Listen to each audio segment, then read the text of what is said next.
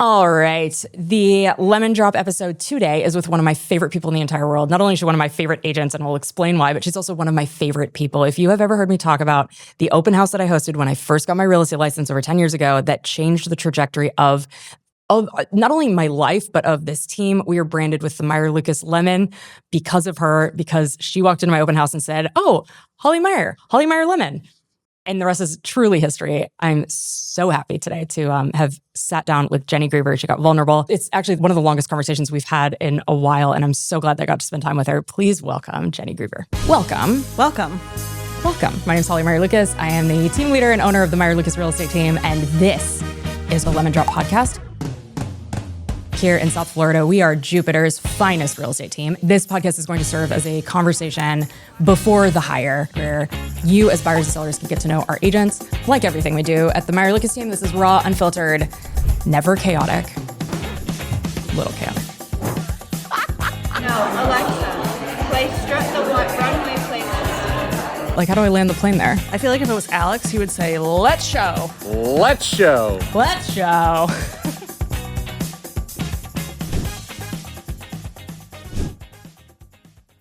Wait, hold on. I'll give you my actual printout. Those I just put. I love this. You are so... Hire Jennie to be your real estate agent. Look at this. Okay, so I asked the team to be prepared. So I told them that basically so that they weren't like nervous or like bumbling around for an answer and like not like overthinking it, you know? Not that you would, because you guys are professionals. But look, this is Jennie Greever in a nutshell. Like, this is why you want to hire her to be your agent. Not only did she understand the assignment, but like just fully preparing. I put them in yellow too. That was my favorite part. I love you so much. Jennie Greever is in the house. Jennie Greever. I feel like I am not allowed to. I'm going to give these back to you because I feel like these are serious. You can have those. I can I read have these better. Yeah, Yeah? you can have those. I'll take these.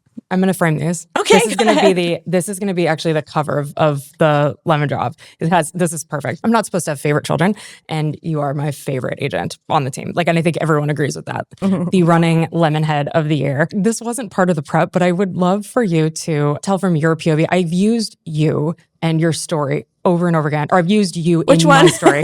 I've used you in my story over and over again. And I feel like when I say I've used you, like I genuinely mean that in the most like aggressive way. People ask me about our brand. That's the one thing that everyone always wants to talk about. Yeah. And you've given me the most epic way of answering that question. And I feel like I say your name. People know you from that story, but you're so much more than that. So give us a backstory on just who you are.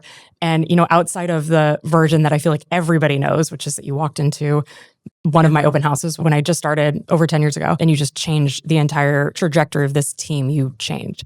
But who are you outside of that?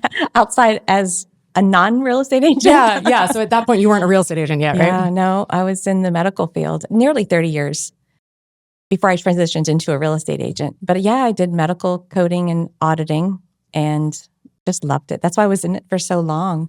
And mom, wife, dog lover. Mom of 4. Mom of 6.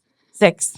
4 Crazy. naturally, but 2, they're my bonus kids. Yeah. I feel like you're the epitome of mom of multiple kids, career woman. Like, everybody in this community just knows you and loves you. Like, to know Jennie Greever is really to just love her. Tell me why you got into real estate and how that transition happened. Well, I was kind of getting tired of the medical field and just everything changed. And one day, you know, You mean like ICD-10? Like, is that? yeah. Well, yes. Yes and no. Yeah. All of the coding and then auditing charts and telling doctors exactly how to document the diagnosis or the person's health. And half the time they wouldn't listen. There was 2 doctors in my 30-year career that would actually listen. And that's a lot. A lot of providers just wanted to do their own thing and whatever. And it's really important that they follow the guidelines because they can, you know, get a better reimbursement or just to document a chart properly. You would be surprised. I think that's one of the things that makes you such a good agent. It's like you're so militant about details. You have to be. You have to be. Yeah. I mean, you have to pay attention to all those little fine details because that's what takes. I brought that into my real estate career, and I think that that's what has really helped me stay on top of things and you know, paying attention to those details. Listening is one of the other biggest attributes that I think helps. Because, you know, you have to read between the lines. I mean, you trained us on that a lot is like, don't just talk and just listen. And, you know, well, we have 2 ears and 1 mouth. I mean, I think you're elite at it. I feel like I trained to it a lot, but I think that's also something that you're born with, having that in your DNA. Like, I feel like you're genuinely I mean, it's why everybody loves you, like loves you. You make everyone feel seen and heard. And one of the things that you and I bonded over early when you said you were in medical coding, it's funny, like I was, the very first time you and I met, I had left this career at McKesson, and like you were actually my people. You know, I had like the baseball people, I had, you know, what I thought was going to be, you know, the German, you know, this whole story. But you walked in and so not only were you my people, but you also did for a living, you were in an industry that I deeply understood. And it's funny, I actually had never thought of that until you were just saying that. I was like, oh yeah, that's right. That's how we clicked. Yeah. There was a switch between ICD-9 and ICD-10. And I remember when I said ICD-10 and you immediately were like, oh, like you get me. You see me. You speak our language. Yeah. And the kids, we talked about soccer too. Yeah. And, Yeah. you know, that sort of thing. Yeah. So why did you pick real estate as a career? Like, I think it's really cool that you came from such a data, like that transition is not a normal one. You know, like we get a lot of sales type people and a lot of marketing type people. Talk about that. Well, I think just working with people in general, I love to work with people. And when you see positive outcomes working with them, that just brings such joy to me and satisfaction selfishly. But I think just being in that field for so long, my husband had been on the team with you and put that little bug in my ear 2 years before I approached the subject. And then I secretly got my license and then asked you, I'm like, would you like another member of your team to come on? And that was really just wanting to shift and change. I think change is good, and I wanted to change.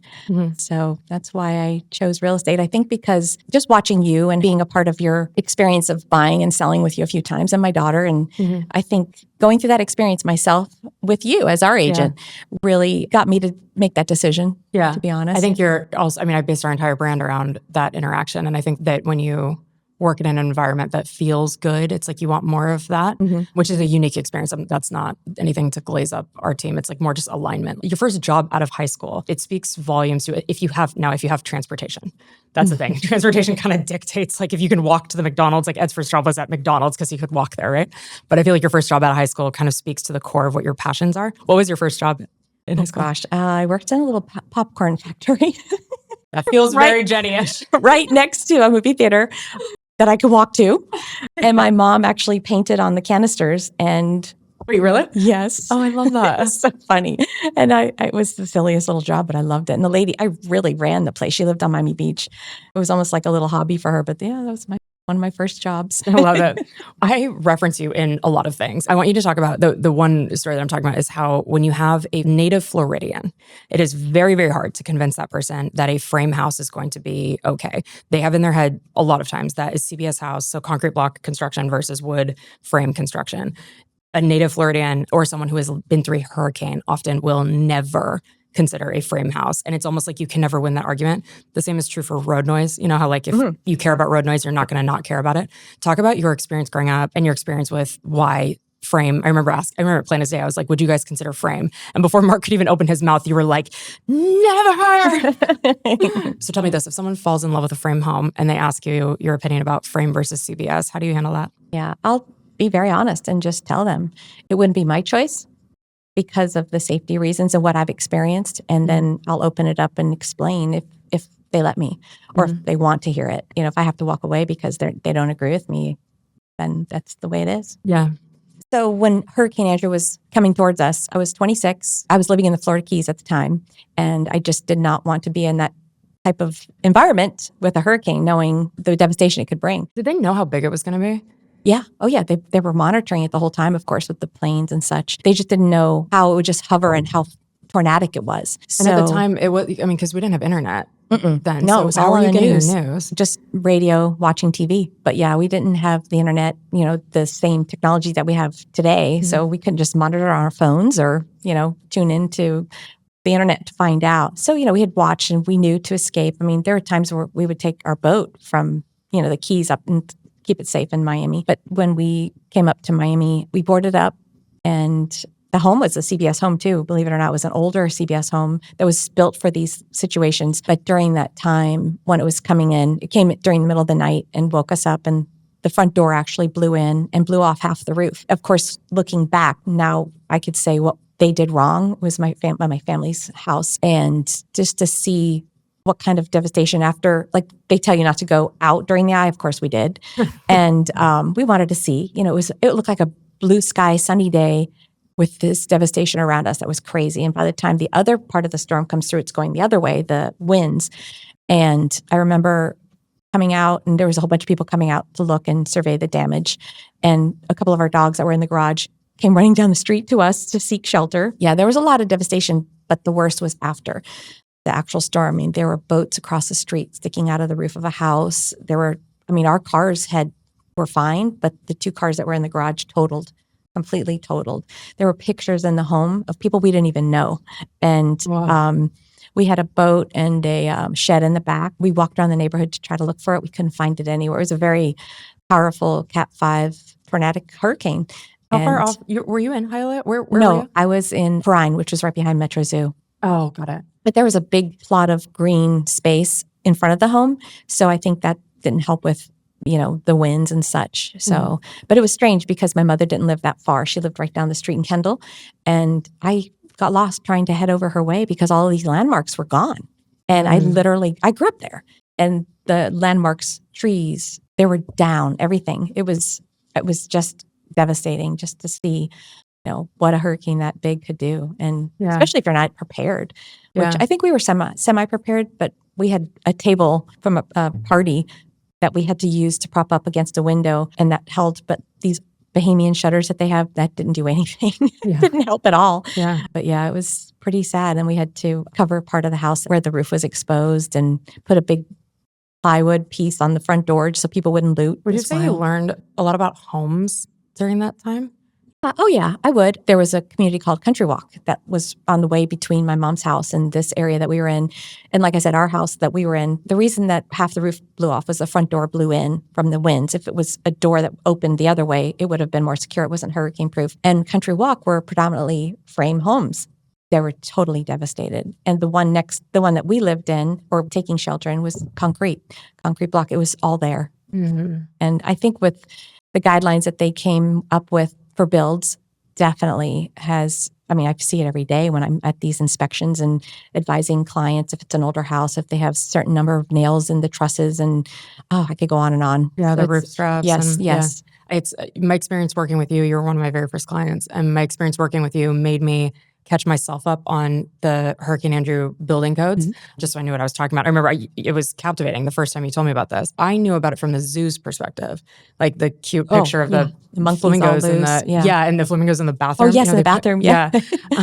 Anyway, so in working with you, I educated myself on the building code, and that was also 10 years ago. Now it's like, now we're 30 years from, like, it's just crazy how time flows. You and I have known each other a 1992, while. August 24th, 1992. Everyone has a unique journey as a real estate agent because being a real estate agent, you touch every aspect of people's lives.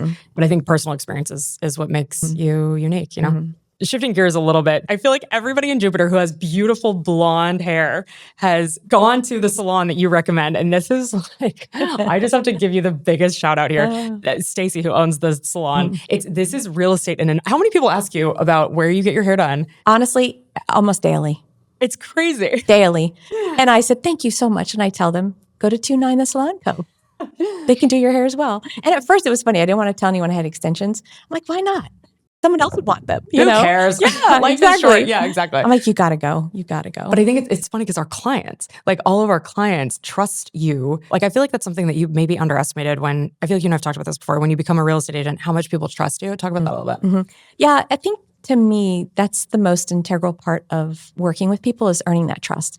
And I think by me showing them that they can trust me, not telling them, is the magic. Because I feel like you have, you can say anything and do anything all day, but to show them that, you mean what you say, and that is, I think, the most important, is earning that or seeing that they can feel safe and trust you. And it's a very vulnerable spot to be in when you're buying a home because, I've worked with people who have been veterans at selling homes and who have been first-time home buyers. Those are my favorite. And how they depend on you for everything, for even, especially relocations, like when they don't have a pediatrician or a gynecologist or a hair person or a nail person or a place to eat person. I said, I can hook you up. And I always do. I think when people ask you for your preferred vendor list, I love, I feel like you're like, what's your question? And then I'll Because there's no preferred vendor list. It's what's like, I feel like you tailor your answer based on who you're talking to. Well, they always want it all. Yeah, that's true. That's true. I'm like, yeah, exactly. But I mean, I'll add to it, or I'll ask the team, hey, who do you use for this? Or who do you use for that? But yeah, I usually been here so long. So I have a very nice long list. You have been. You've officially crossed over we're over that like halfway, right? Like the team is 10 years old and you've been here for 6 years, right? Going on 6 years. Yep. So great. I know. But you also were here at the very, very beginning. This team exists as it does because of you. When people say, how long have you been doing this? I said, well, 15 years, legally 6. Yeah, that's We're true. licensed. Yeah, that's so true. That's so true. Now I'm going to go back to the actual questions because I feel like you came so prepared. I love it so much. My list. So what are you most passionate about? Oh gosh, everything. I don't give like 92%. I give 100% every time. I'm passionate about helping people, and especially in my line of business is helping them locate a home they want to buy or sell if they want to sell something. Just giving them my all. I'm very passionate about being there for them. That's, I feel like, true in everything that you do. I always forget that you have a real job to represent buyers and sellers because of how much you do for the team. I talk about the branding stuff a lot, and like the team energy and the team culture that we have. And I feel like our team culture is a real juxtaposition between you and Alex. Actually, you, Alex, and Caroline. You, Alex, and Caroline are like this triangle of like just like elite real estate representation flanked by just fun behavior shenanigans, and then a passion for educating and training. Like with the way that you train the agents is, from my POV, how you train your clients too, like educate your clients. You have this incredible, this innate ability. And I am the most guilty of leaning on you the most as a leader, like especially when I was in this pivot of the different companies and the building and everything. I really leaned on you to help the other agents. You have this innate ability to just jump in and help. So you've trained every agent that has come through here, basically. Even the ones that were here before you, I feel like you've not only trained, but just helped and guided and whatnot. So as like an elite real estate trainer, what is your advice for agents starting new in real estate? To just jump in and try everything. Just get in there and do it. Just get your hands dirty, be there, show up, be present, listen. I mean, every time you would do a training, you'd do the same one, then the next one, then the same. I would watch every one because I was afraid I'd miss out on something. And I would tell them that. There's so many times that they've been at our dinner table when we were office list. And we would sit there and I would say, listen, this is important. Or sometimes I'd throw them something that Adam or someone on, with Compass is doing a training on. And Olivia, I sent her something the other day. I said, listen to this. It's really important. If you don't listen to it now, follow up later. But I think just jumping in and really immersing yourself in anything, open houses, going on showings with someone else. That's what I did. When I first started, I would invite other agents to do the deals with me because I thought I'm going to invest my time and split it with them so I could learn from them. I still do it. I mean, I'll, follow an agent around or I'll ask them for help on one of my transactions because I just don't know that much about one particular little thing. And then once you learn or you've done it, then you can speak of it. Yeah. It's remarkable. Like everything you just said is like, yes, in theory, but you actually do it. Yeah. What do you think has made you successful? Not being afraid and just trying. I mean, you won't know until you try. It's almost like tasting a new dish. You won't know what it tastes like until you try. Just jump in, do the work hard. You're really one of a handful of agents that really comes to everything. Like any training that I do, if your schedule aligns, like you will be there, even if it's something that you've learned before. And it's funny because this will happen every freaking time I'm standing up there and I want to go, and I usually call it out in real time, but I'll be like, see, like in my head, I'm like, this is why, like, cause I know I've never said it before. And I know you're looking at me like, I've never heard that before. And I'm like, that was really good. Like, and also Jennie, remember that I said that because I'm going to forget and like make sure everybody else hears about it. Yeah. Like you really serve that role with our team. And I'm so grateful for you, but it's also a major benefit. Buyers and sellers, when they work with you, they're getting a version of me packaged differently. It's funny. You and I are so different at how we approach everything. But I think the one thing that we have in common is our knowledge base is the same. Would you agree with that? Yeah, 100%. Yeah, 100%. Yeah. We're just different personalities, but it's the way we approach it, and the way we handle it. Yeah, I'm older, so I have a different experience. But then I think what you bring to the table in your authenticity, your wisdom, your experience It's that You need people want trust. someone they can trust. They can get that from both of us. People want someone that is authentic. They can get. It's just different. And I'm saying that for anyone listening to this who wants to work with Meyer Lucas, I really think that like between you, Caroline, there are a handful of agents where there's nothing that I bring to the table that you also don't.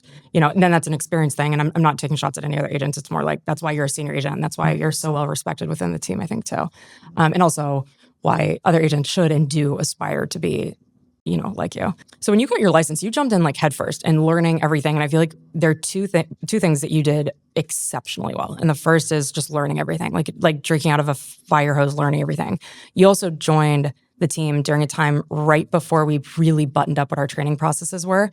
And you were instrumental in me really recognizing that me doing one-to-one mentorship is never going to I was at a point in my career where it was never going to happen again how it used to.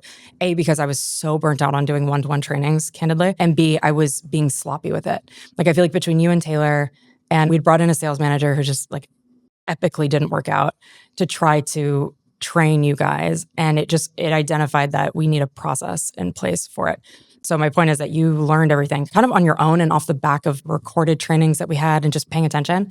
But the other thing that you did epically well was you built your personal brand from jump. Like you had a pretty storied career as a medical coder and auditor. Like people knew you as that. And now everywhere I feel like I go, people ask me about you. I'm sure everywhere you go, people recognize you. Let's talk about how you developed your personal brand. And the question I want to ask you is, was it hard to abandon this identity that you had and now get into real estate? Was that a tough transition? It was really tough in the way that when I used to come in, I thought I had to report at a certain time, and I did. And then when there was really nothing else I could do or learn because someone else wasn't in the office and there wasn't any kind of special thing that I had to watch, I kept asking one of our other teammates, I'm like, what do I do? They go, well, you're not in the corporate world anymore. You don't have to clock in. You don't have to do this. So it was a very strange transition.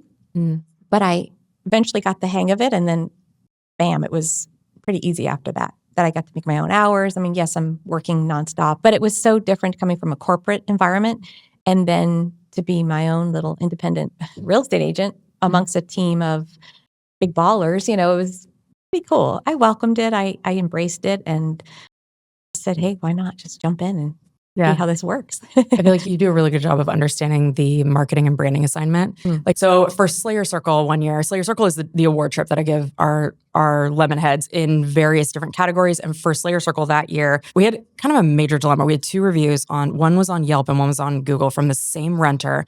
This guy that was like trying to rent a spot. He was a potential tenant.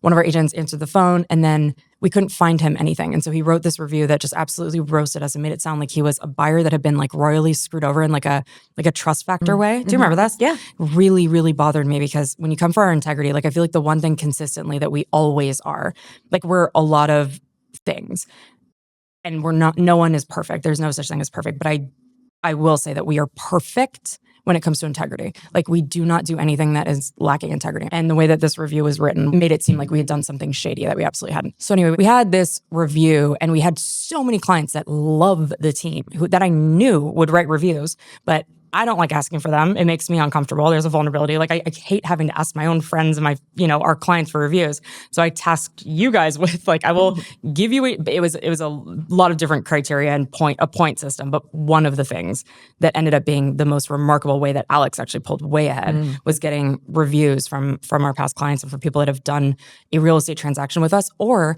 have worked with us and not done a real estate transaction with us. Like there's so many reviews that you guys ended up getting.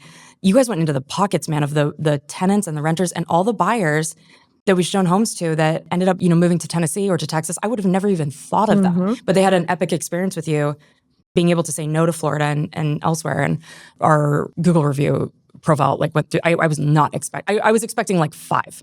We understood the assignment. In the most epic way.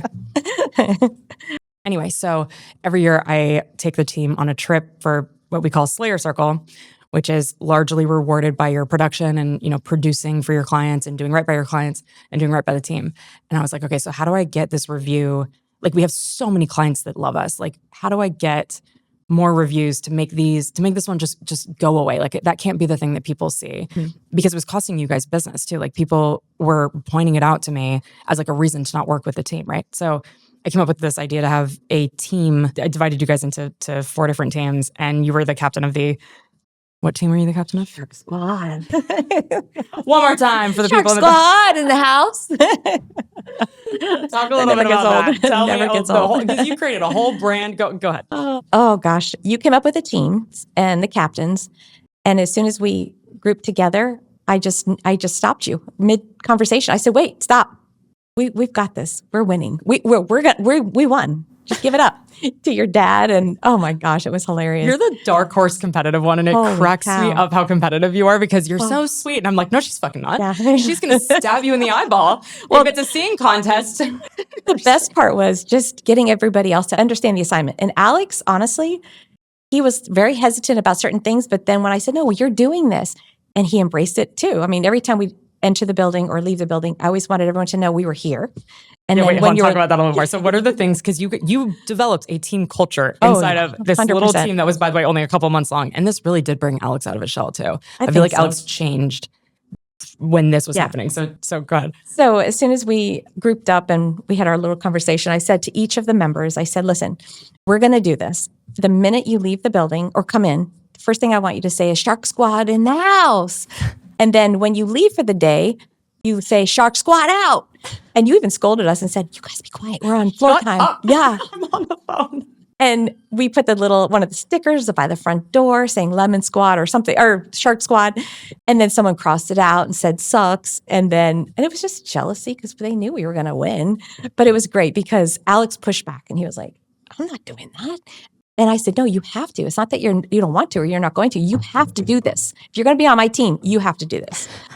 So then, of course, we went nuts and bought all different. You guys had merch? Yes. You had logos? Oh, yes. It was unbelievable. We had shirts that had a bite mark out of our logo, and then it had Shark Squad. I proudly wore it everywhere. Every time, it was so funny. I have a whole jar of these shark's teeth, and when no one was looking, when I was in the office alone, I'd leave little piles on the desks of the non-shark squatters.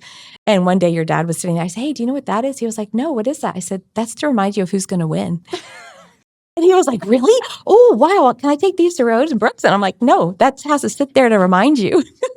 I remember that actually. He came out to my office and he was like, look what Jennie brought me. She brought me shark's teeth. And I'm like, do you not see what she's doing? Yep. She's getting in your head, Dad. He was like, oh. Yes, exactly. But that was the best. That was think so much fun. that. And we won. We Of course you won. Of course you won. Dude, from a branding and marketing perspective, it is a masterclass in building a brand. Like you guys had merch, you had a unique. It was a campaign. It was truly a campaign within we wore a brand. The fin. Remember the fin? Yeah, you guys and the had, shark zone. Yeah, we went all out. I had shoes, everything. Niche community. I feel like Hype Boss keeps getting hired by all these like Fortune 500 companies. I feel like you should act as a consultant on how to build a brand around community. Hey, you guys were doing the.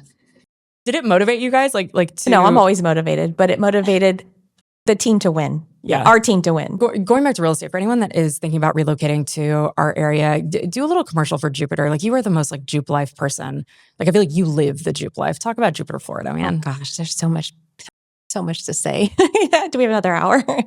For people who relocate from another place, out of state, or even from another county, Jupiter is just such a beachy town still. When I moved up here, gosh, I think it was 94, 95. It was very quiet, but it's still somewhat quiet, more quaint, but it's just warm, sunny. I mean, even on rainy days, it's beautiful. We're so close to the beach. We're close to so much wildlife. You know what's interesting? Like I feel like you're struggling to articulate why Jupiter's special. So unique. And it's a feeling. Like there are a lot of places in Florida that are close to the beach and that are beautiful, but Jupiter it's a feeling. Like I think people that have relocated here are just cut from the same cloth. Where Miami kind of turns them off, Vero Beach is like too far, and living in West Palm just doesn't feel aligned. And so they end up in Jupiter because there's just this feeling of just what'd you describe it? I couldn't put it any better. I mean, to me, when I think of Jupiter, other than a planet, which I get a lot of those questions, like, isn't that a planet? It's just forget. I know. People make that joke. I'm like, oh yeah, that's the thing. And also, I named this place the Mothership. The Mothership in Jupiter. Oh my gosh, I didn't even think of that. Did not think of it until it was way too late. Wow. But it is a feeling. It really is. I mean, when I think of Jupiter, I think of a beach town. I think of surfing because we surfed. And I think of seafood, eating, boating. There's so many things. It's really hard to articulate, but you got it. Feeling. Yeah. It is, right? It's just a feeling. It's like easy. It is. So when Ed and I moved here, I don't know why I always think of this, but you know that the Eagle song, like peacefully, like it's just easy. It's easy. Yeah. You have probably a story about all of your clients because you get to know them so well. People will literally stop me in the middle of a grocery store and tell me that they're one of your clients. And then they will give me a hug and thank me for introducing them to you, even though like for being like the condo, for you being in their life. It is just remarkable. Tell me a client story that stands out to you. I have two. You may. So I have one that was seamless. I mean, from start to finish, closed in 28 days. Is it a buyer or seller? It was a buyer. And I mean, literally 28 days. And the person knew exactly what they wanted. And Wait, they it's told from me. finding the house, or how long were you working with the person? They found me on Facebook, called me, and they said, I saw you on Facebook. I would like to work with you. Would you work with me? And of course, I said yes. When they didn't find you on Facebook like that, they also already know you to some extent.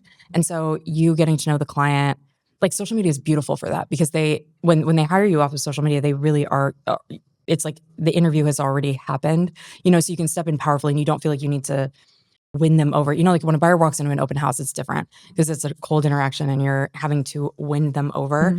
But when they find you on social media, like you've laid the foundation for who you are, and it's like kind of like take it or leave it. It is refreshing when you're working with someone. It's the most magical thing when you don't feel like, especially this was for me, especially at the beginning of my career. Like you and Mark made me feel like this, where like I didn't have to prove myself. Like it was like we're already. And I think as a buyer or seller, I think that's one of the safest things you can do for your agent is make them feel like they're not still winning your business. Yeah, definitely. And I think the fact that they already have a preview of who you are by looking at your social media and then jumping over and reading reviews on you or getting a little behind the scenes stories of your social, they do a deep dive. I mean, we do that with our clients. I look into what they're about and who they are just so I can get a feel of what I should be looking for, my cues for them, whether they have a dog or a family or, that sort of thing, or they root for the same football team as you or whatever. And you basically study them as, or they study you, like you were saying, off of social media and get to know you. And then when they meet you, they have an idea of really what you are. Yeah. Yeah. And that is why as an agent, it's so important to get those reviews and also to present yourself online with who you actually are. Like you're not out here pretending to be, for example, to like live in a condo on the beach, because if a condo on the beach, even though you crush all types of real estate, or like trying to be like finance bro type guy, like you're going to attract people that you don't want to work with, We looked at, I think 3, maybe 5 homes. And the person said, when I know the house, I'll know right away.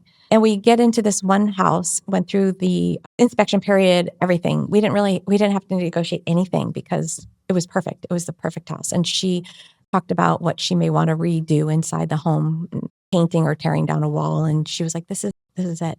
Then we closed. It was seamless. When you see your client realize that that's the one, it's priceless. You just see that glitter in their eyes or the sparkle, and it's an energy they give off that you cannot explain it. You just know. You've did it for us. I mean, in our creamsicle house, and it's just, you know. No, but people don't know that. And I feel like you and I have that in common. Yeah. I think there are so many agents that don't, I mean, you just said it. When you see it. I think a lot of agents would explain that as when they say, this is the one I want to write an offer, or like when they tell me this is the one, which is fair. A lot of people are very binary, but like you see aura and you see like in their soul, you know? You see it and feel it. And that to me, you can almost smell it, I guess. But when you're with someone, this one particular person, I knew that was the one. And it was not just the feeling and seeing it. It was just, I can't even, it's like explaining Jupiter. I can't. You just have to feel it. Best real estate agents also almost like absorb the client's criteria. And so you feel that it's the best one for them. Like you also are feeling it at the same time as them. Like when we walked into creamsicle, it was like, well, this is perfect for them. But I feel it for me, for them, Yep. Is that relatable for you? Oh, yeah, absolutely. I mean, you're just, like you said, you're so in tune with them. You have to put yourself in their shoes. And like I said, listen to what they need and want. And when they come upon that, you just know. You just know. You also know when they're not going to like it too. Yeah. And there's an effort that you have to go through. Like, I feel like this is one of the things that agents talk about behind the scenes where we're like, she's going to hate that one. We need to see it so she can get it out of her system. Yeah. One of the biggest mistakes agents make is they think, oh, they won't like this one. I'm not going to take them and see it. But you have to, because you have to let them realize, oh, no, I don't want this one. And then move on, and then they find the one that they like.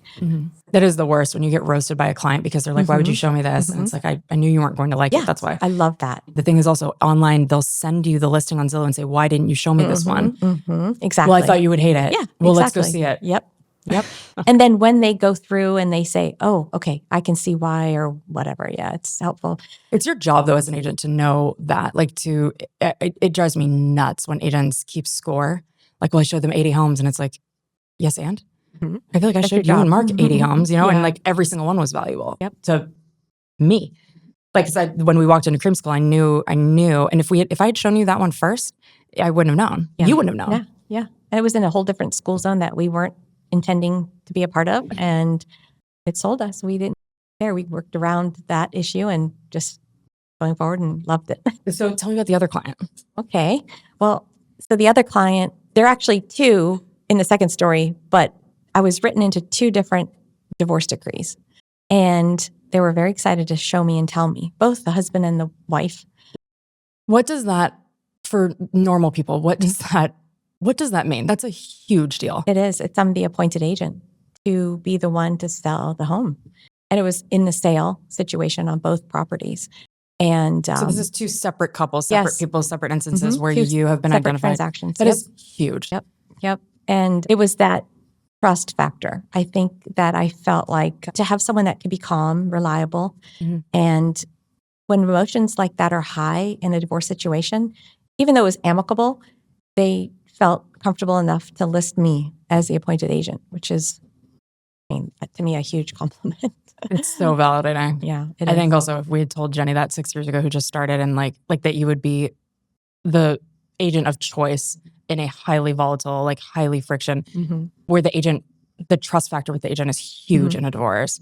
Are you comfortable sharing a little bit about your personal, you uniquely just crush divorce situations and also trust situations, like where there's a trust and an estate.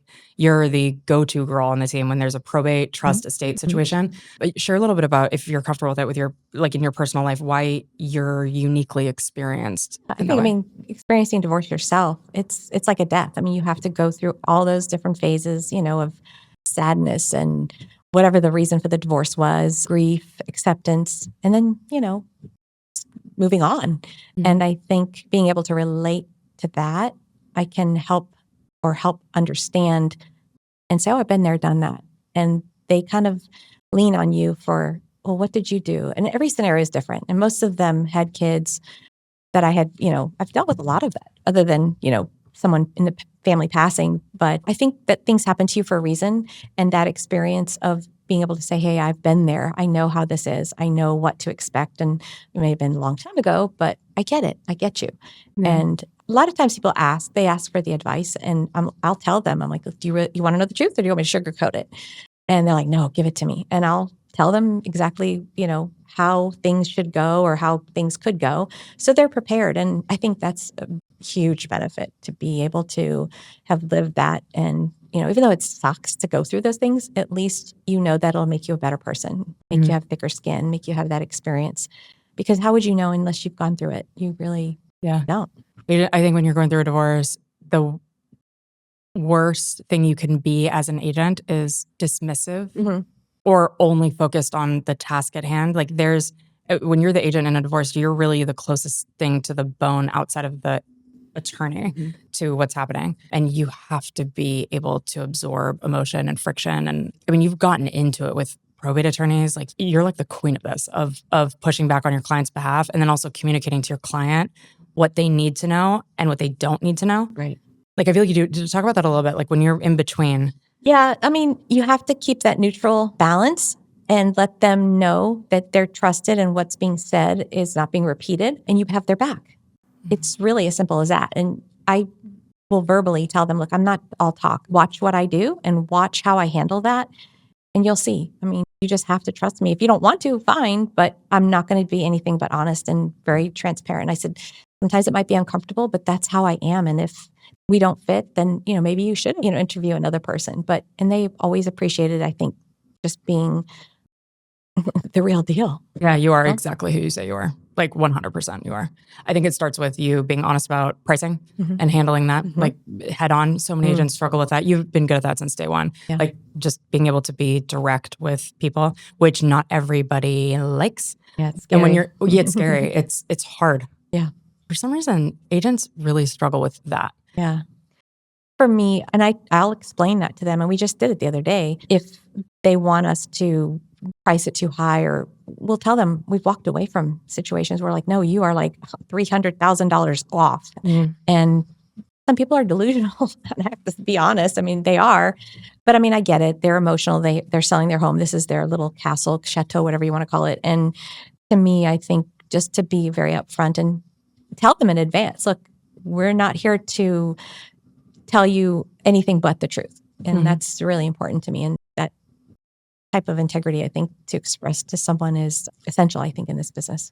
That's a point of difference for sure. Like we're not in the business of winning a listing in the interest of winning a listing. Like what is winning a listing? That's not a thing. Like we onboard the client and then we sell the home. Like there's no winning of the listing.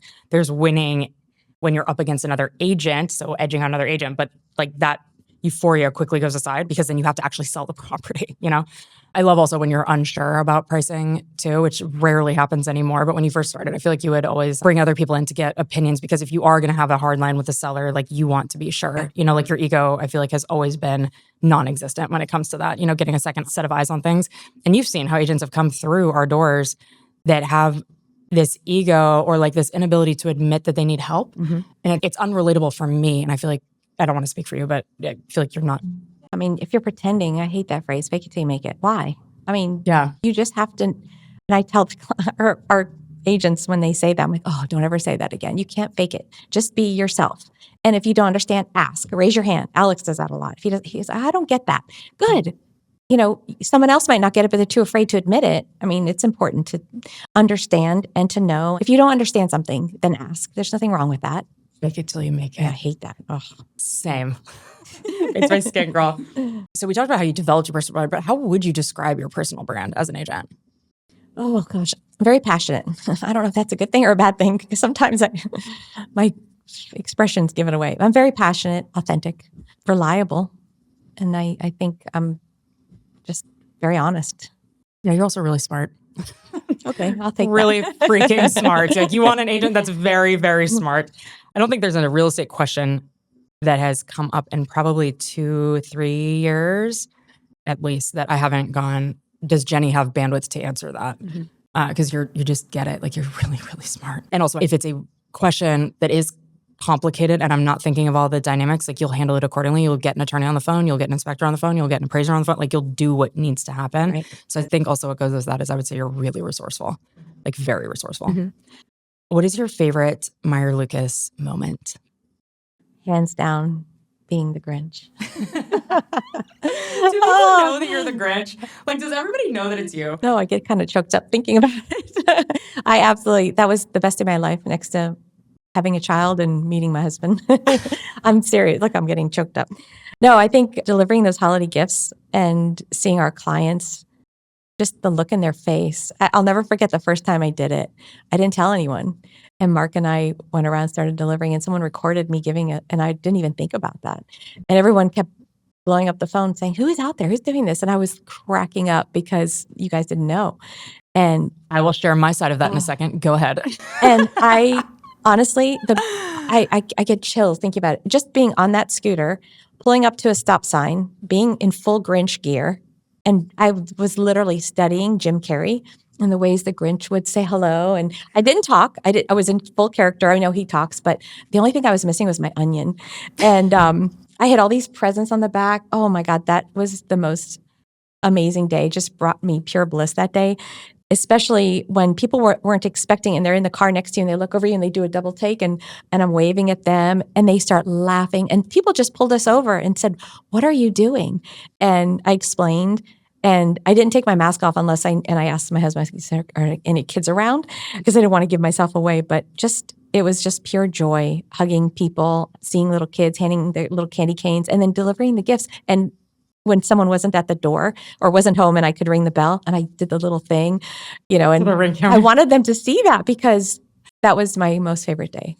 As a leader, first of all, we were epically confused at first. Like I thought that a client was out there like with our bags or something. Like we couldn't figure it out until we were like, oh, Jennie, and the reason we figured it out is because the you were on the the Vespa was like in the thing somewhere, and I was like, oh my God, it's Jennie and Mark.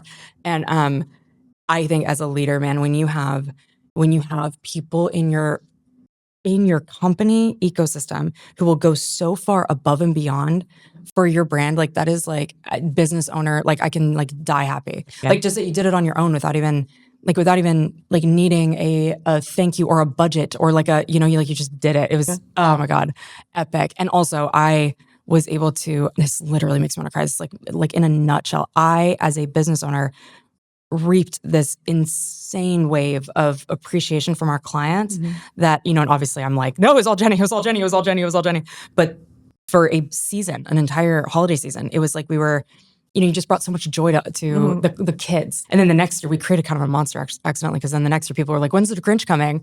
And then was it that year that you guys were sick, or was it the year after? What happened? The second year. Yeah, the second year we had 2 delivery dates and I ended up going to the hospital, but that's another whole long story. And it was totally unexpected, but Mark dressed up as Buddy the Elf and we were in full gear. I mean, I had people other agents sending me clips of me, and I didn't know they had me on a clip going over the railroad tracks. And like, is this you? And I would just wink, I would admit it, and I can't believe I did. But no, it was epic. It was absolutely epic. It was just. I think that one of the mistakes we made was we publicly pretended like we didn't know who it was. I was telling clients that I'm like close with that it's Jennie, like the ones that I'm like really close with, but the others, because we'd wanted to like maintain like the integrity of it. Do you remember this? It was like, now I do. Yeah. So we're going to bring that back? I hope so. Should we? Yes. I feel like we're ready for it. Yeah. I needed a minute. I think it's so funny because when we were out once, someone came up to me, Tanya, and they said, it's the Grinch. And I'm like, what are you talking about? And they recognized Mark. And they were like, wait, is that the Grinch or not? And then I pulled up the picture of them on their doorstep accepting our gift, and we just died laughing. I love her. They're amazing. Her and Wags. Wags, that's right. Yeah, Wags. They're the best. I love her. She's there's so many Meyer Lucas ride or dies. It's funny because you and Mark are like Meyer Lucas ride or dies, but you also work here. Like in my head, just these people that have just done so right by us. And as a business owner, there's nothing that I'm more grateful for. And I love that you're experiencing that now. Like I've given you guys, over the last 3 years, I've really, really tried to pull back and give you guys autonomy to build these relationships with your own clients and and I feel like I'm seeing it now in your stuff where like someone will comment on one of your things and I won't recognize their name. It's funny when you were talking about Tiffany, like immediately I was like Maiste, like when you said her last name, like I know, I can picture it because I live it, and I've really tried to pull back to really be authentic, that I don't actively sell real estate anymore, that you guys do. And seeing how you're developing these relationships with your own clients, it's fun to see and watch you guys run with it. Oh, I love that so much. What do you wish more buyers knew about the real estate process and like what you go through as an agent? Oh gosh, all behind the scenes work it takes, the coordinating, the processes of just putting all the little fine tuning points together just to get it to the finish line. I wish they knew exactly how much. I mean, I would never tell them, oh, I do this, I do that. I wouldn't want it to sound like I'm complaining, but I wish that they could grasp exactly what happens. I mean, the list of things that we do to keep the deal together, to the nights that you stay up because you're nervous about, how something's going to appraise, I just wish they had a grasp of a fraction of that. I love that answer. What do you wish sellers knew? Like if you could take a conversation and let a seller hear it, like a conversation between you and me about selling a home, what do you wish sellers knew? Oh gosh, how detail driven the process is. And I wish they really, I think they know, but that they really know that we've got their back. It's not just me, our team. Yeah. Our team. You're there. Hallie's there. And if I can't be, someone else on our team.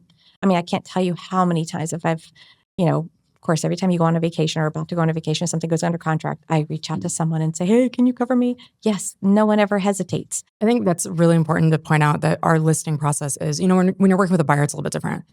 But our listing process is a process. It's a system. It's a process. It's, in my humble opinion, it is the best in the business. Like we have it down pat. And when sellers start poking holes in that or getting antsy and wanting us to do certain things, I always feel like I want to say this like respectfully. Do you not think we've thought of that? And also do not think we have a process for that. Like put some respect on the name. Well, like when we're literally at a listing, we have the words come out of our mouth. We have a Meyer Lucas method here. And sometimes they ask, sometimes and I'll say, just wait and see, you'll watch. And then they see by our communication before our meeting, they see by our listing pamphlet. I mean, and I go over, depending on if they really want the details, but I'll go over our steps and our processes. Just our communication alone shows our calendar invites and such. I'm giving away all of our little secrets, but it's listen, I do it all the time. Yeah. It's other agents, like competing agents are not a thing for us, I think here. I think the Meyer Lucas method to me should be a staple in any agent's, day to day. And I think just explaining that to my client and making them comfortable with knowing they're in good hands and that we have their back. Yeah. That's easy. I want to clarify what I meant earlier is when a seller will come at us as if we're not doing enough. Like the biggest one lately is marketing to the Northeast. Like, are you making sure New York buyers are targeted? And it's like, okay, like, yes. Like it's not even like a condescending way. It's not an ego thing. It's more like when they like make demands of how we should do it. And a lot of times it's counterproductive for the budget that we have. For each listing, we have a certain budget that I'm willing to spend on a contingency. That's what people don't understand about real estate too, is luckily on a team, it's different because like I shoulder the cost. You guys are shouldering the time investment and I'm shouldering the capital investment. And every listing has a budget. And depending on the size, obviously, because our commission is paid, I wish we could just charge a fee because it would make my life so much easier to be able to budget things appropriately, Yeah, I think I do think that it's an interesting question to ask you in particular because you do such a good job of setting expectations. With sellers and laying out exactly what's going to happen. But that part's easy as far as like talking to a seller. And we throw in there, well, our boss owns a PR company. So she's a marketing queen. And then just looking at our data and our material, and we explain this is just a fraction of what we do. And I think that making that crystal clear to them and setting those expectations so they are aware and they, just letting them know. Yeah. I love when you guys go up against an agent that has worked here previously, I'll get the phone call from the seller and they're like, hey, just so you know, like I interviewed so-and-so, I didn't realize, because first of all, they always bring it up and then they always they'll like try to poke holes in what we do. And I cannot emphasize this enough. Like if the integrity is always there, it is. Also, the listing process is always there. Like it is one way or the highway, down to like how we edit photos. Like I have one process and system. And if the home doesn't fit into that process, just around the listing photos, like I will encourage you guys to not take the listing. Like when a seller will want us, for example, to use a different photographer or shoot things a certain way. No, like I know this way works. We'll get the photo for your photo album if you want that angle. Yeah. Mr. Seller. Yep, exactly. Not going to open the MLS. It doesn't work if you have a garage full of stuff or whatever. Yeah, yeah, exactly. So luckily the buyer broker agreement has really curbed this. But one of the things, the like evil of our industry is we as real estate agents are expected to spend our time and energy and money and resources showing buyers, relocations. When buyers push back on the buyer broker agreement, share a little bit about that, like what that looks like the feeling when a buyer buys a house without you after you gave them everything.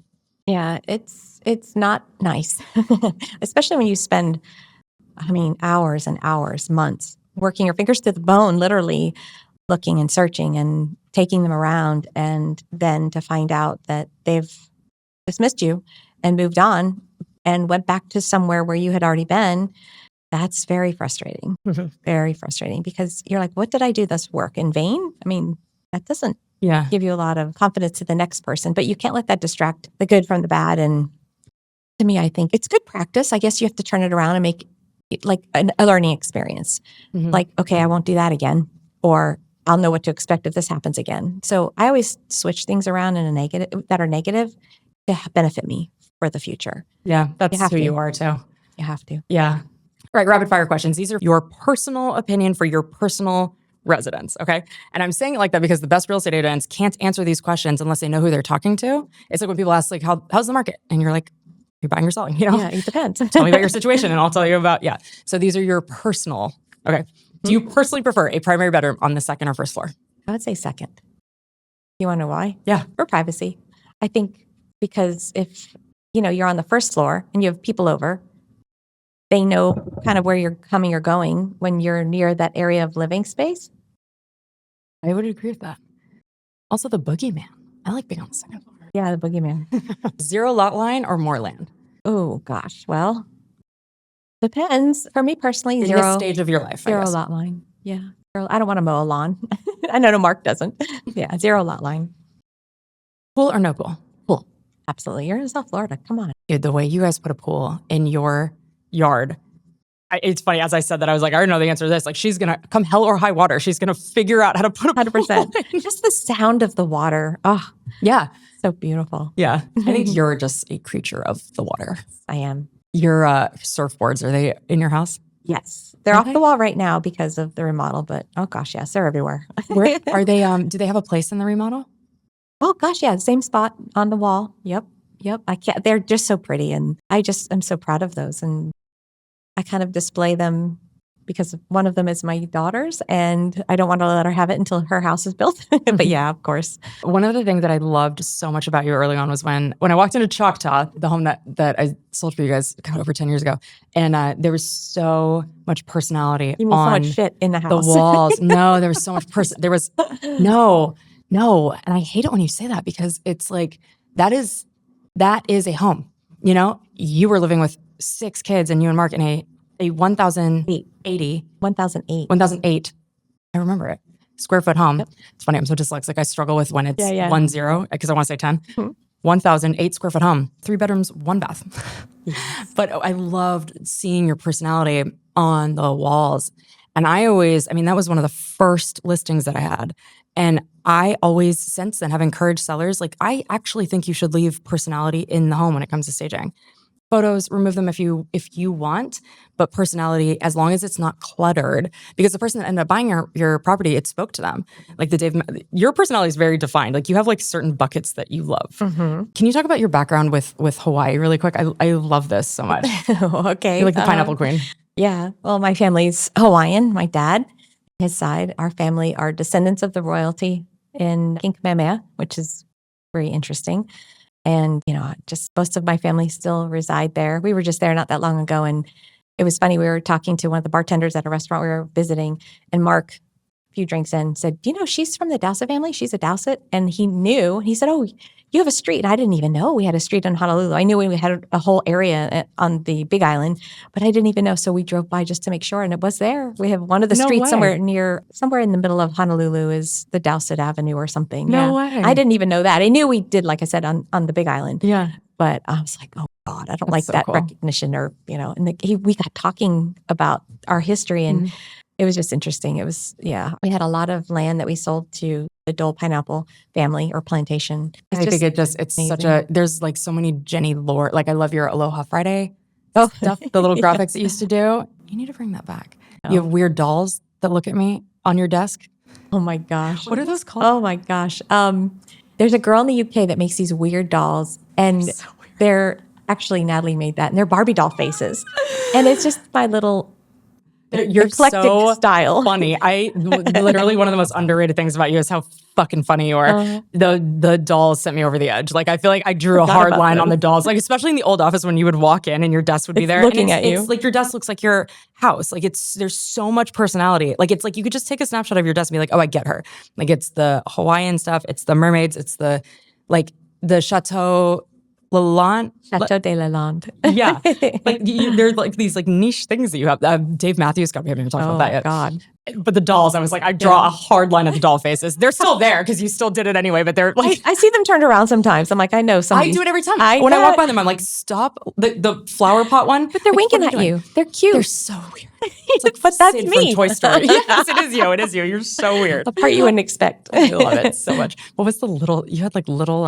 no, Joseph. Like, you buried Joseph everywhere. Oh, yeah, little St. Joe. That actually does work, though. I know. And anytime someone says they're having a hard time selling it, I side text them like, "Do you have a little Joe?" I'm like, "What the hell is that?" And then I have them in my car.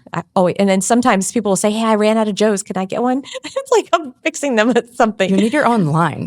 Your own like Jennie Greever's Joe line. But the thing is sometimes a client, like, I don't know how to approach them. And I'm like, "Oh, I'm just going to do it." And then they're so open to it. And it works. In fact, the one client asked me if I could bury 2. I'm like, "No." It was my daughter's mother-in-law, and the house took I buried 2. Yeah. I'm like, "Are you kidding me?" And she's trying to give me all the details of St. Joe. She's this Italian Catholic woman, and it's like, I already know. I got this. I know. Are you religious, though? Or is it just about the? No, it's just I feel like it's what like, it does. It worked like in creamsicle. When my mom started me on that. When I sold Choctaw, Yeah, I remember. you have to unbury it and bring it with you. And then we buried it at creamsicle. When I unburied it to bring it to the next place, there was another one there that someone didn't dig back up. So I have funny. both little Joes sitting on my. One's really dark and one's really light. Oh, that's funny. Wait, so is it at Blue Jay? Yeah. Yeah. One other thing that you do is you name all your houses and you name all your have to. cars. Yep. You're so I have funny. to. Jeep and McJeepface, Tuffy. Now we have Tuffant. Tuffant? Yes. What's Tuffant? So Charlie, my son, came up with. So if it's something that it's not, is it nt, like didn't? Oh, that's funny. So we named our last car, our Escalade, Tuffy. I just love that name. It's cute. It's tough. Very. So when you said it the first time, I was like, that makes That's sense. I don't know why it Tuffy. makes sense, but it Yeah, makes sense. It does. And then GB McJeepface. I love that. That was smart. But when we got the next one, the Vistique, Charlie said, "So is this Tuffant?" And it's just an inside joke we have at home, but it is definitely Tuffant. We haven't been able to name the van yet. Wait, did you say stop calling it a van, right? Was that you? Or stop calling it a bus? Yes, it's not a bus. I mean, that thing is the Lemon-mobile. Is it a van though? Wait, what do you not like when I say van or bus? Bus. Okay, van. But it's not even a van. We need to name it. It's killing me. I know that it's it doesn't have a VW name. bus. People call it the VW bus, Yeah. but it's like it's not. I think of a school It's a bus, combi. an orange. Yeah, but when I say van, I think of like the minivan. Like we're like, yeah. I guess it is kind of a van. We have to call it like something mobile Yeah, because it is mobile. yeah. It'll eventually come to us. What is your favorite area to live in locally? And you don't have to reveal where you currently live if you don't want to. Favorite area? Wow. Like where would you that's personally live if you were moving again? That's a tie. Mark and I talk about this all the time. We loved our Abacoa community. And the community that we live in now, it's not an Abacoa. We're like the stepchild. And I don't want to put a negative spin on stepchild. Yeah. But we are basically a stepchild community to Abacoa. But our old neighborhood and our current neighborhood, we go back. If we could put our house in our old neighborhood in Abacoa, in Martinique, we would do that in a heartbeat. I think that's why it's the stepchild of because it has bigger homes ish. Well, it has the different feel. homes. Yeah. It's yeah. the Jupiter feel. I feel like every resident in your community would agree with that it's Yeah, I do too. But our community is or maybe it's like the younger sister or older sister yeah. or the cousin. Okay. The take cousin that. of Abacoa. I would say that. Yeah, I don't like the step one because it sounds negative. What if budget was like no object or or I mean you have 6 kids, right? So you having a large house is important. But if all of your like personal life criteria, including budget, was out the window, and also the need for dogs, you have like 14 dogs, right? Yeah. How many dogs do you have? 3. Yes. 3. So like 14 dogs. Those are my kids. Where would you live?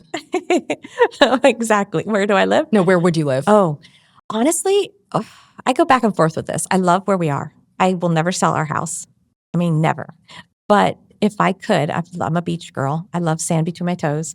I would probably pick somewhere on Jupiter Island only because I love being that close. I love smelling the salt air. I grew up in the Keys. So just to be that close to the ocean is so therapeutic to me. And I could let the dogs run on the beach, go in the water, probably Jupiter Island. That listing that Caroline has right now, the 613 That would South be Beach. perfect. Oh my God, the intercoastal to ocean. Yes. It's like there's nothing better. Yeah. The only thing I would worry about is hurricanes. Well, then we would leave. Yeah.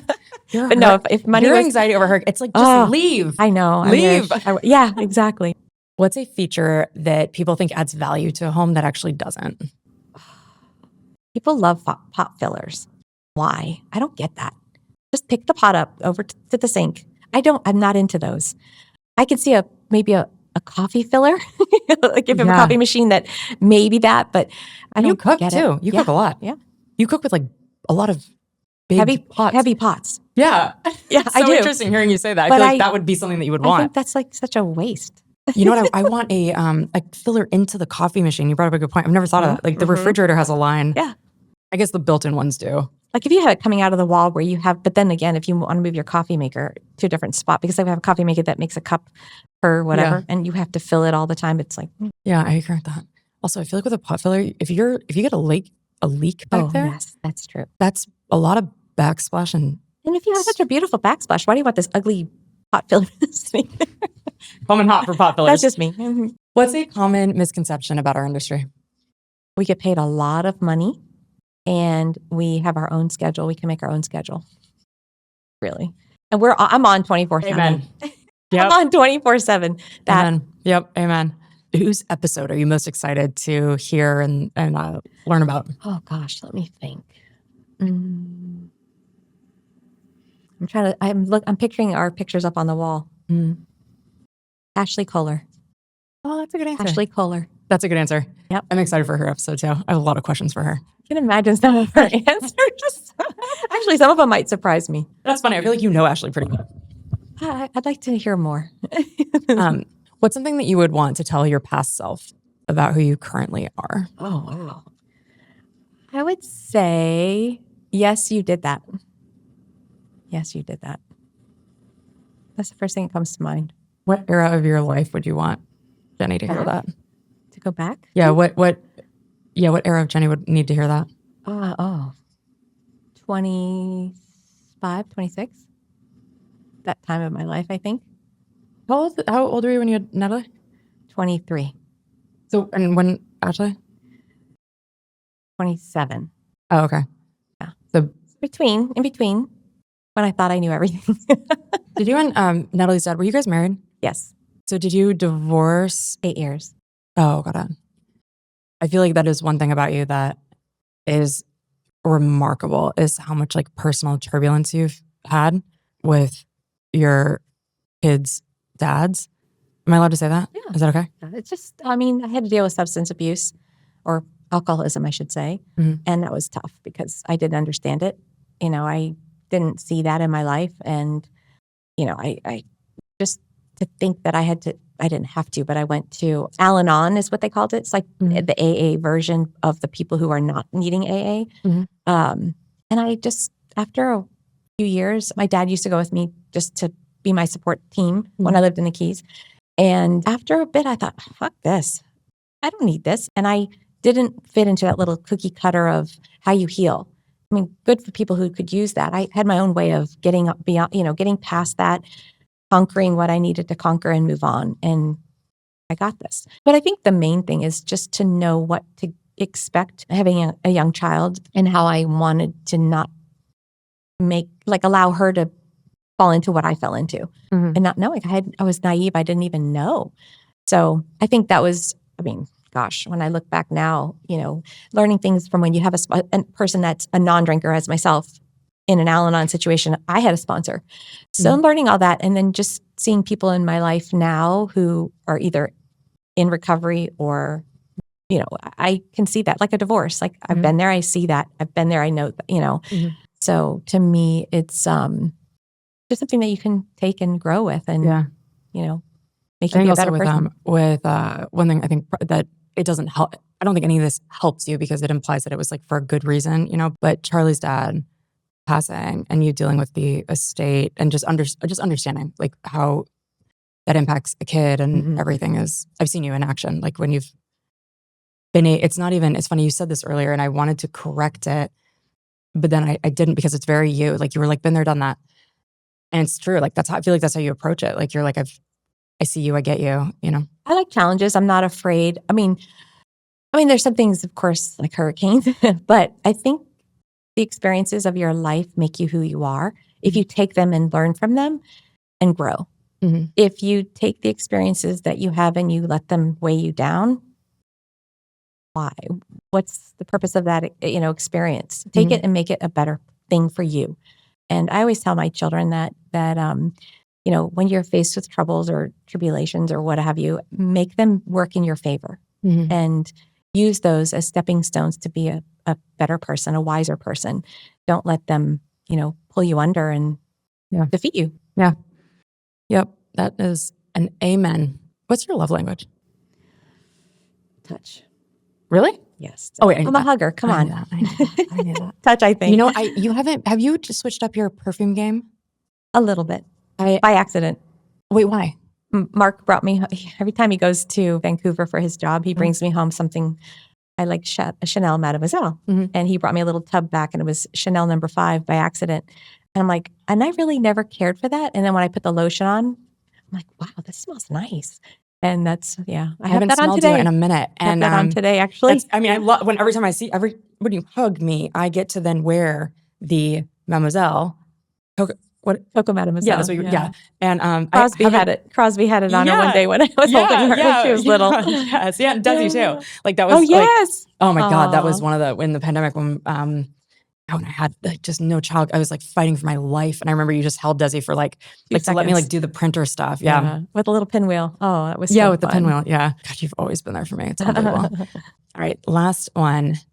Finish this sentence. You are the agent that what?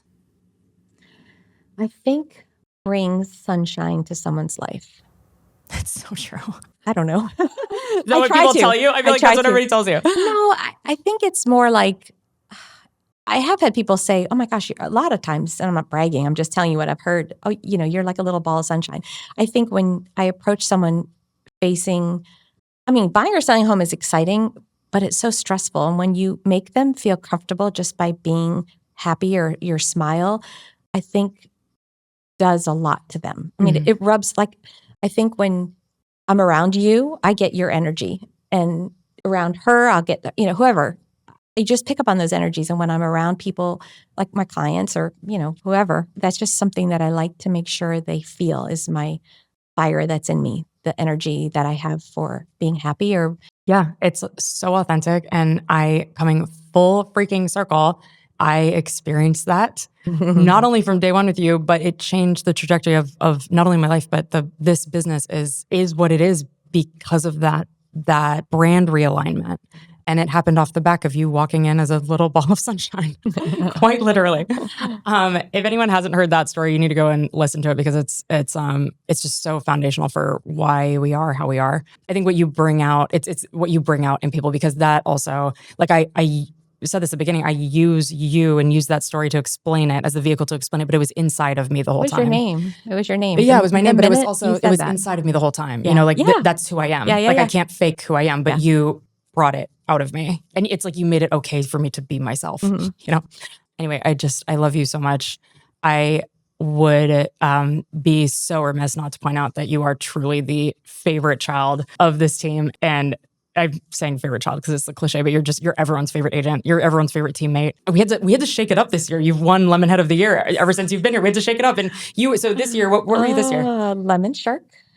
You were Lemon Shark, but no, this. Heart and Hustle. Heart and Hustle. That's it. Heart and Hustle. That's yeah, it. we had That's to it. like mix it up. And actually, I think of muscle. The Lemon Shark of the Year though. I forgot about that. You won that fair and square. That was a tough. That was the year. Shark Squad one. Yeah, the Shark Squad year. Yeah. But also you led with the Shark Squad thing. Like you really led from a place of like I saw a new sharkiness in you that I did not know existed. The competitive, like it was like, oh, she does play to win. All right. Thank you so much for joining me. This was fun. Thank you. Thank you for listening to the Lemon Drop podcast produced by Hype Boss and Pod Plus Studios. If you're thinking about buying or selling a home, or if you have a real estate related question, or if you want a friend, reach out to the Meyer Lucas team. Our agents are they're just the best. Thank you for listening.